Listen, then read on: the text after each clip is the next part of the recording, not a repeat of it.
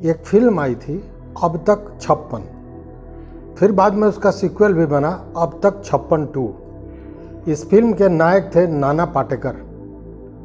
अब तक 56 को बहुत सराहा गया और बड़ी चर्चा हुई, लेकिन ये अब तक 56 जो फिल्म था, जो इनकाउंटर बेस्ड फिल्म था, पुलिस पदाधिकारी को दिखाया गया था जो इनकाउंटर स्पेशलिस्ट था, लेकिन वो फिल्म सच्ची कहानी पर आधारित था। एक सही में जो सुपर कॉप थे उन पर आधारित था। तो वो कौन थे आखिर? हालांकि अब तक 56 इसका नाम रखा गया था, लेकिन उनका रिकॉर्ड 86 का है। अब तक 86 फिल्म का नाम होना चाहिए था, अब तक 86। खैर, आइए जानते हैं कि कौन था वो शख्स जिसके नाम पे ये फिल्म बनी थी। जी हाँ, उनका नाम था दया नायक। एक प्रसिद्ध टीवी सीरियल CID में भी दया नाम का एक इंस्पेक्टर है और उस दया को भी सराहा जाता है। और इतना ही नहीं, उनका हाव भाव और कद काठी भी दया की तरह ही है। तो आइए जानते हैं कि दया कौन है और उनकी क्या कहानी है। नमस्कार, मैं हूं राकेश कुमार, आप देख रहे हैं फाइनल पोस्ट।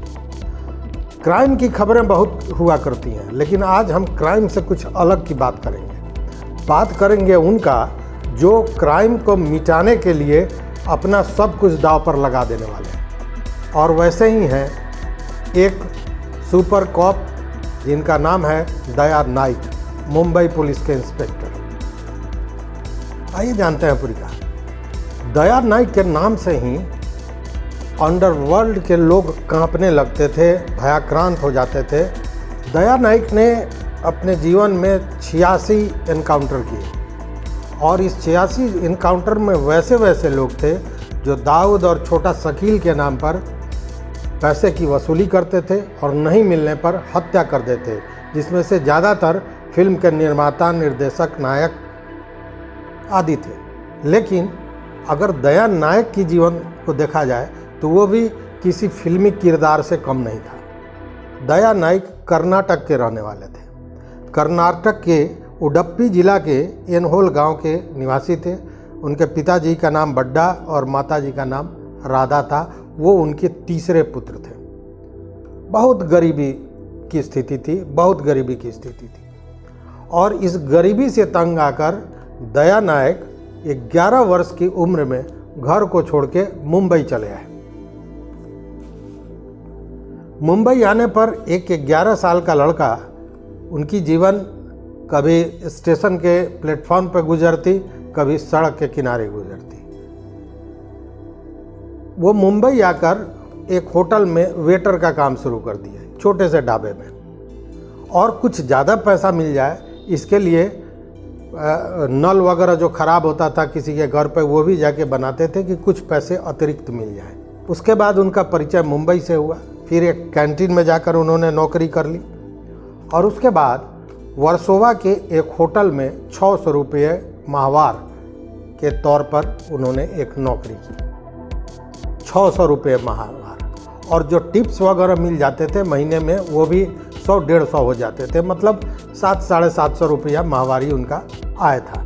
लेकिन उसमें भी वो अपने आय का आधा पैसा अपनी माँ को, मतलब अपने गांव भेज दिया करते थे, क्योंकि पिताजी अब नहीं थे, वो स्वर्गवासी हो चुके थे। गरीबी के कारण पढ़ाई छूट गई थी। तो जब पढ़ाई छूट गई थी तो उनके दिमाग में आया कि क्यों नहीं फिर पढ़ा जाए, क्योंकि अब आमदनी भी होने लगी थी, भले छोटी ही सही, लेकिन आमदनी हो रही थी। वो होटल में काम करते हुए पढ़ाई भी करना शुरू।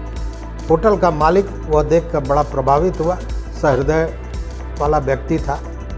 उसने उनका नाम गोरेगांव के एक नाइट स्कूल में करा दिया। गोरेगांव के नाइट स्कूल में पढ़ते हुए दया नाइक SSC पास किए, लेकिन उनके दिमाग में एक ही लक्ष्य था कि उन्हें पुलिस अधिकारी बनना है। तो उन्होंने पुलिस अधिकारी की तैयारी शुरू कर दी। इस बीच होटल की नौकरी छोड़कर वो एक लाइब्रेरियन का काम शुरू कर दिया।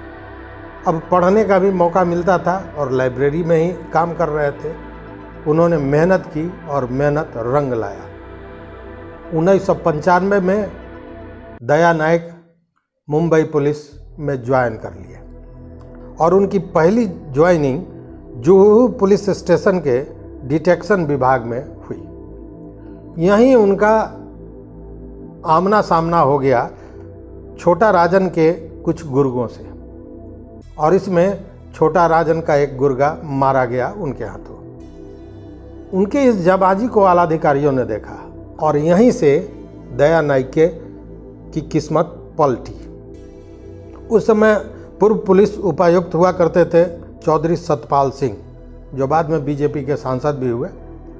उन्होंने इनकी जाबाजी को देखकर इनको क्राइम इंटेलिजेंस यूनिट में ले लिया और यहीं क्राइम इंटेलिजेंस यूनिट में उनकी भेंट हुई प्रदीप शर्मा से, जो उस समय के इनकाउंटर स्पेशलिस्ट माने जाते थे। प्रदीप शर्मा के नेतृत्व में ही उन्होंने CIU ज्वाइन किया था। 1996 में वो प्रदीप शर्मा के साथ मिलकर कुख्यात डॉन बबलू शर्मा के 2 गुर्गों को मार गिराए और यहीं से दया नायक का एक नया किरदार उभर कर सामने आया इनकाउंटर स्पेशलिस्ट का। इसी बीच एक मुठभेड़ में सरेआम LTTE के 3 सदस्यों को उन्होंने मार गिराया और ये जो तीनों सदस्य थे उस समय के एक कुख्यात अमर नायक के गुर्गे थे और उसके बाद इनकाउंटर का सिलसिला चलता रहा।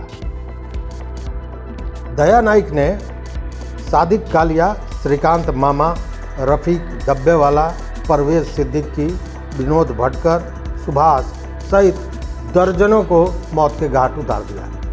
ये सभी गैंगस्टर थे और ये सभी आतंक बने हुए थे। चूँकि दया बहुत गरीबी से निकले थे और बड़े मेहनत और मशक्क़त के बाद वो पढ़ाई करके एक लोहे से सोना के रूप में परिवर्तित हुए थे, तो वो पढ़ाई की अहमियत को जानते थे। इसको लेकर उन्होंने अपने गांव में एक शानदार स्कूल का निर्माण करवाया।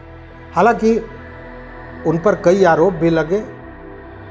उन पर यह कहा गया कि रसूख का वो गलत इस्तेमाल करते हैं, आय से अधिक उनकी संपत्ति है।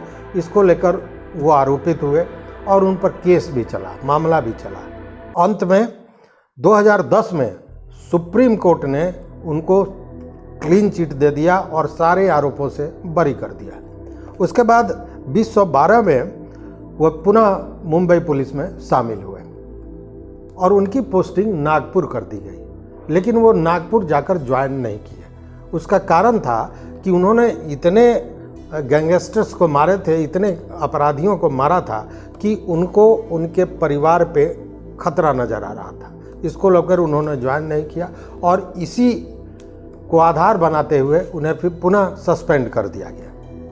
पुनः उनकी 2016 में वापसी हुई। 2018 में मुंबई के अंबोला पुलिस स्टेशन पर वो पुलिस इंस्पेक्टर बने।